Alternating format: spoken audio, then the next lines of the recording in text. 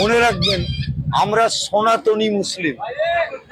1400 বছর আগে যখন ইসলাম ধর্ম আরবে হচ্ছিল, এখানে কোনো পয়গম্বর আসেনি, তাহলে ইসলাম হলো কি করে?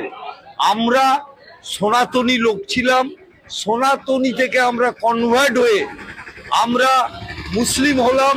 তা প্রমাণ এই পৃথিবীর যত জাত হয়েছে সব কিছু মুসলমান থেকে ট্রান্সফার হয়েছে। মুসলমান হচ্ছে সর্বশ্রেষ্ঠ জাতি। ইসলাম প্রথম আসছে, ইসলাম থেকে বিভিন্ন জাতি ট্রান্সফার হচ্ছে।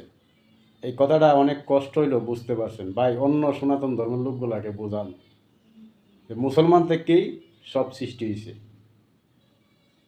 ইসলাম সর্বপ্রথম। এটা বাস্তব সত্য কথাটা দেরিতে হইলেও স্বীকার করছেন, শুনে ভালো লাগলো। এই আলেম কি বলে দেখেন আপনারা, পণ্ডিত প্রহরীরা, হ্যাঁ, আল্লাহর কি প্রশংসা করে একটু শুনেন। হিন্দু ভাইরাও যে কলমা পড়ে, এটা কেন বলেনি আমি জানি না। আল্লাহ শুধু আল্লাহই, সেটা আপনি বোঝেন আর নাই বোঝেন। আমার পাশাপাশি আমার হিন্দু ভাইদের ব্রাহ্মণ ভাই যারা, তারা কিন্তু খুব ভালো বোঝেন। তারা বোঝেন, কারণ তারা যেদিনে পৈতে নিলেন সেদিনে আল্লাহর নাম নিয়ে পৈতে নিয়েছেন। কি পড়েছেন জানেন?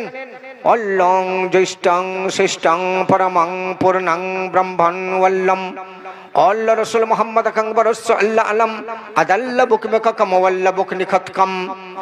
আপনি তো শুধু বলেছেন আল্লাহ, কিন্তু একটা ব্রাহ্মণ ভাই আল্লাহর কতগুলো পদবি দিচ্ছে দেখুন, আল্লাহর কতগুলো টাইটেল দিচ্ছে দেখুন। অল্লং মানে আল্লাহ, জ্যৈষ্ঠং মানে বড়, শ্রেষ্ঠং মানে শ্রেষ্ঠ, পরমং মানে পরম, পূর্ণং মানে সম্পূর্ণ, অল্লম মানে সেই আল্লাহ।